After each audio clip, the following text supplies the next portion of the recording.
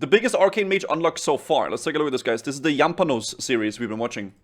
I'm playing Classic Hardcore as an Arcane only mage, which means if I die a single time, my character gets deleted. Last time we delved deep into Gnomergan and after a few scares, acquired a lot of drip. Seriously, he did you see how last. good our character looks. Quickly approaching on our horizon is level 40, which comes with a few things. New rank of water, arcane missiles, we unlock portals, which we're of course never going to use. Thank you. But most importantly, we gain access to our first mount. Arcane it's power. not all that simple though, considering that the mount and the skill to train it totals a titanic 90 gold. That's a lot of gold, dude! We are currently at 27. Oof. I assumed we would have way more money at this point, considering we're not training 2/3 of our skills. But as it turns out, we're still dead broke. So how do we actually get more money? The main thing I've noticed is that as soon as I get a full inventory, I just give up. Usually I can't be...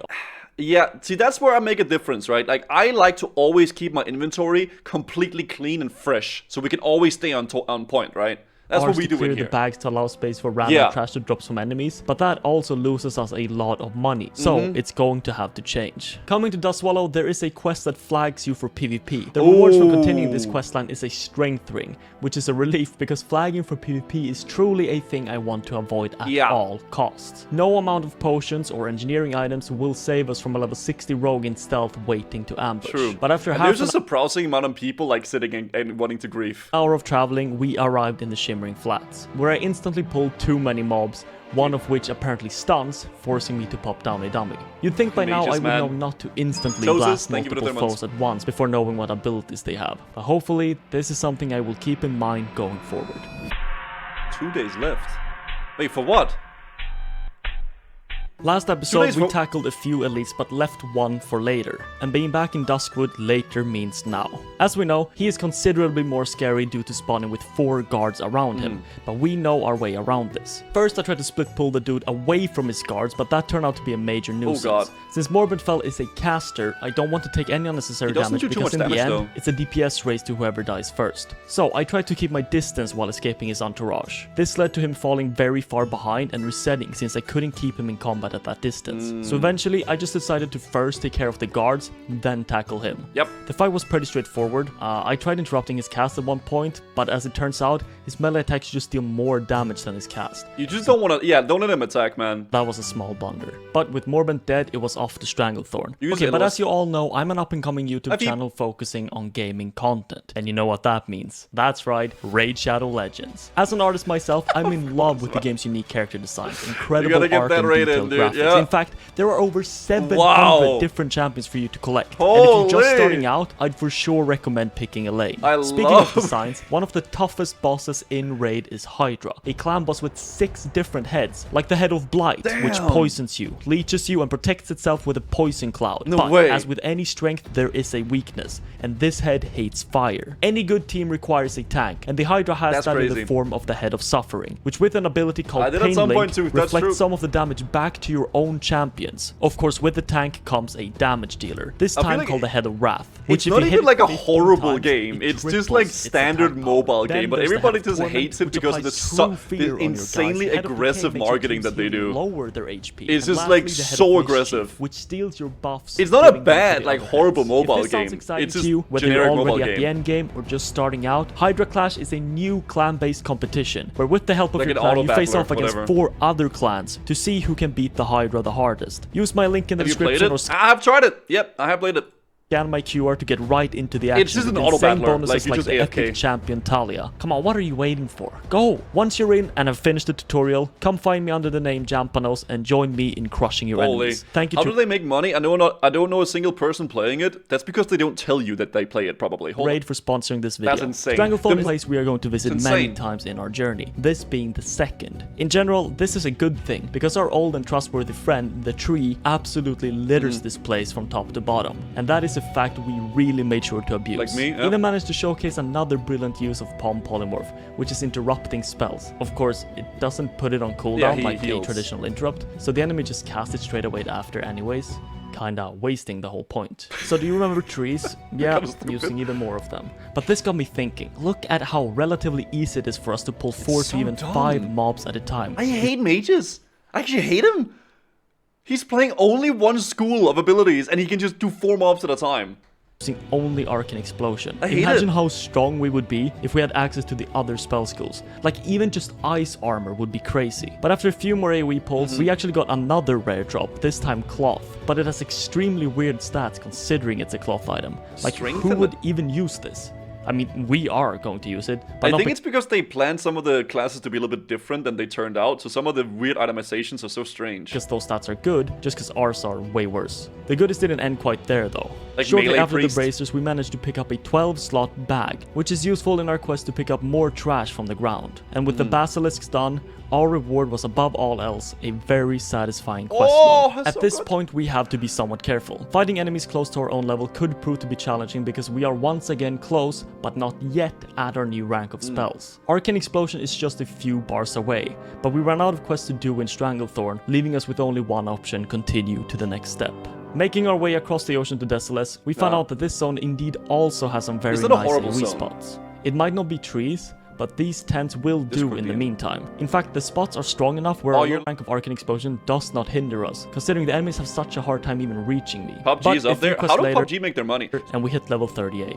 And with a teleport back to Stormwind, we can be taught the new Explosion rank, as well as a new Mana Gem rank. Eager to try out our new kit, I ventured straight over to some poor Centaur to decimate their ranks. Well, joke's on me. Apparently the Centaurs called for help when hitting a certain amount of health, aggroing half the continent in the process. Myself, completely oblivious to this fact, burned all my mana, and when the horde of four-legged creatures descended upon me, I was forced into a small yet substantial panic attack. But with a target down into one tick of evocation, I managed to scrounge up enough mana for a blink across the water to safety. The world again punishes us for greed. I really don't have to do these AoE pulls, but not doing so would be throwing away literally half our available kit. And it also of course speeds up leveling drastically doing it. But of course, no amount of time saved is worth dying over. And we have now gotten another lesson in why it's important to play it a bit more safe, which we will hopefully keep in mind going forward.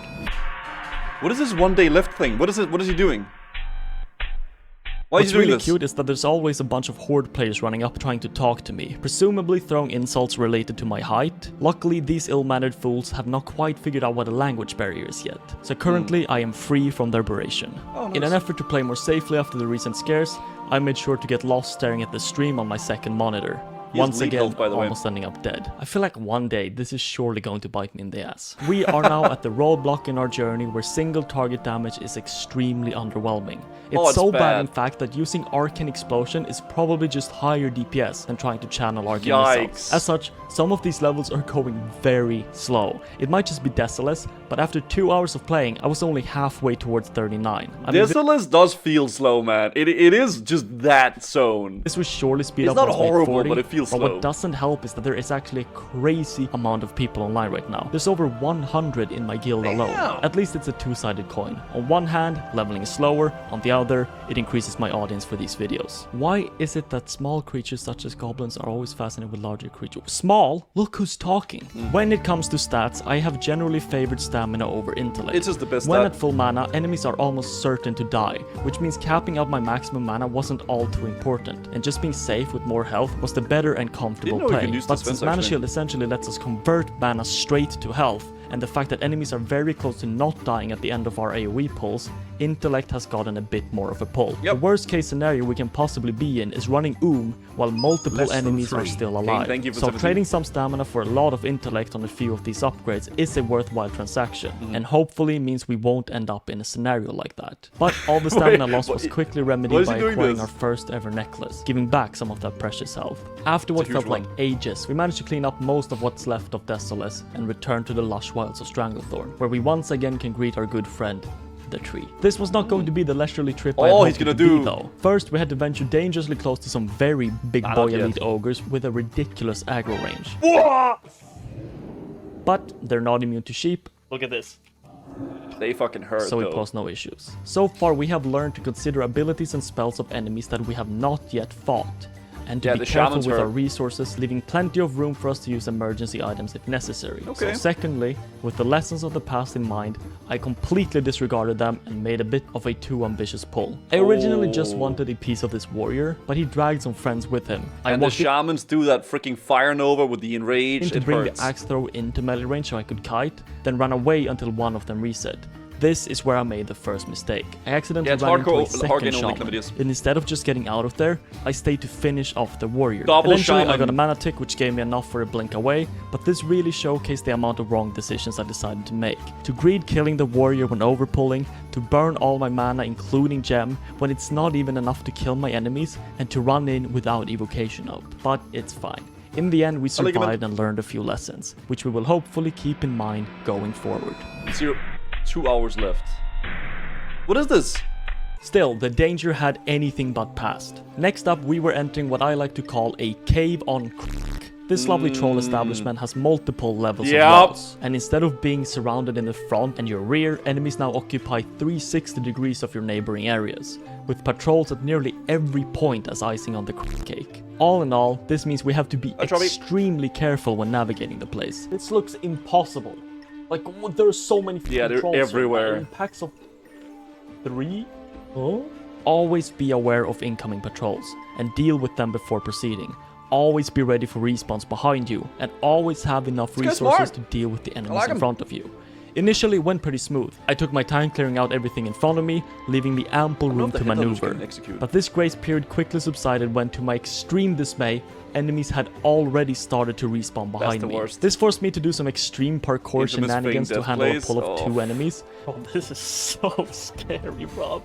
This place is sketch, bro. But eventually, we made it to our quest, and now it was time to clear the way back. The only real thing we are scared of here are of course respawns. But again, as long as we keep our resources in check, anything that jumps on us can be dealt with a swift polymorph into finishing them off one by one with Arcane missiles, which is exactly what happened. With this momentous quest out of the way, I was on a bit of a high. Having expertly navigated such a terrifying obstacle while not even being close to dying a single time, gave me a much needed confidence boost going into the rest of the session. Surely being overconfident is great into the next session. And I hear my 37 Hunter might pit that decided to parkour through some walls and pull 15 trolls. Yep, that's the classic. Knowing that the biggest danger had probably passed. But with this trip to Stranglethorn finished up and another beautiful quest log secured, we once again bid a brief farewell to this lovely zone and ventured into the Swamp of Sorrows. This is a place demanding slight caution. It's mostly a horde populated zone with no alliance hubs in the area, meaning that horde guard patrols can be found by the roads. Yet there are still a few quests here for us. But that's not killing the main some thing. Dragons, culling the local wildlife, and dealing with some very weird looking Draenai. This was actually the original plan for how Draenai should look, but they changed it in TBC because it was too ugly for a This is broken Draenai. These are Draenai that has been malformed. I don't really know by what, but they have been malformed by some sort of like a thing, and then they turned into this. They're broken. There's like a whole lore thing on it. Yeah, they're not. That's not the original design. This is just Draenai that are like malformed. Yeah, that's wrong. The light abandoned them or something. A broken Draenai is a tribe of Draenai in the World of Warcraft universe who's been physically and spiritually corrupted by the exposure to the Fel magic of the Burning Legion. They have lost their original form and some of their powers adopted a more rugged, less ethereal appearance. Broken Draenai often live in isolation or as outcasts. Yeah, there you go. Playable race. Luckily, that's very important lore. Dropped quite a bit, and eventually we got Mechanomes. Anyways, a mob around here called Noboru drops a quest item in the form of a mace. So I dealt with him swiftly. I just misplayed a bit by blinking in, wasting a bunch of mana. So I popped both my mana gem and potion to deal with it. But it wasn't a big deal. Having those 2 things on cooldown puts us in a spot where our 2 major lifesavers, health potion and target dummy, are unavailable for the coming 2 minutes. Which is fine, really. That is not a very long time to wait. So as long as we don't go for a ridiculous AoE pull at this specific point in time, we should be in no danger. So I went for a small innocent 3 enemy pull, which promptly turned into a 4 enemy pull with an unaccounted Jaguar. And the same Jaguar went ahead and dazed me, allowing for the rest of the enemies to catch up. Right at this moment, we are in a bit more of a pickle than I realized. While there's only 1 enemy left with 1/3 of my HP remaining, I am about to run out of mana with no instant way to restore it, which in itself would be fine, but I am also poisoned and rooted. I started to wand it down, thinking that it's a DPS race I might win, but it packed a bit more of a punch than expected, so instead I opted to bail with a quick Presence of Mind polymorph. This is where another major miscalculation took place. I started bandaging up right as a poison tick hit me, instantly cancelling the cast and leaving me with no way to regenerate health. So all I could do was run away and pray that the poison didn't kill me. And it didn't. At this moment, I was still a bit shaken as to what to do. Good. So I threw out a fast invocation, allowing me to mana shield and blink if something else crossed my path. Then I just bolted it out of there while the Jaguar remained a sheep. This was scary, because I had no way to deal with the poison. If I took even one more attack from the Jaguar before the polymorph, I would be dead. There were of course a few things I could have done different in the situation. One major one I noticed now is popping mana shield and using evocation to fully regen my mana, letting me completely negate the Jaguar damage with the shield, as well as using my engineering grenades to briefly stun the 4 enemies on top of me. But in also the escape artist here, you know, bing bang bang, run off. In what's essentially a life or death situation, it can be hard to make the right decisions. Especially considering that AoE pulls are basically always a race to the death, just with us coming out on top. So it's hard to realize that shit is scary until it's a bit too late. Completely mortified from having my life flash before my eyes, I shakingly continued leveling until eventually I hit 40. Now, I have kept one secret from you. Yes, level 40 means a new rank of Arcane missiles, it does mean we can now buy a mount, Arcane but power. all of this pales in comparison to us unlocking our capstone talent in the Arcane tree, Arcane power. It's actually insane. 30% more damage. Straight up. This shit is crazy. For 15 seconds, we increase the damage we deal by 30%, but also the mana cost of spells by 30%. You might think, hey, that means that the end result is the same amount of damage for the same amount of mana. But while it's more. Technically true, that's how every rank upgrade works as well. What we actually get from this is 30% higher DPS, damage per second, which is extremely important during AoE pulls and fights against elites or hard-hitting enemies. The best way to look at this is that when it is active, I basically gain 1 higher rank of my spells, which is very, very good. It does have a 3-minute cooldown, but considering it takes me a minute of drinking to even get full mana, it means that it's practically up for every other pull. Wow. I got to quickly try it out on an elite, and look at that damage.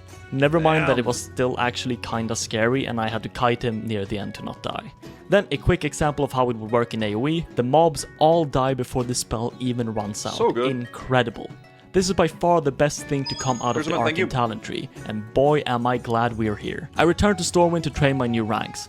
Yet again skipping portal since I'm not even allowed to invite people, and if I happen to be in a dungeon group where they request the portal, tough luck I guess. Now this does mean I'm still quite a while off from my mount, but getting to 40 will quickly ramp up the amount of gold gained from quests and enemies, especially since the gap between levels are increasing. So I will have that mount in no time, but that's next time. Don't forget to use my Raid Shadow Legends link in the description or scan my QR code to get right into the action and get insane bonuses for new players with an epic champion. I love insane bonuses. Alright, cool video. We'll watch the next one tomorrow, chat. We've just been watching one of these per day. Nice. He's doing really good though, man. He's doing really, really freaking good.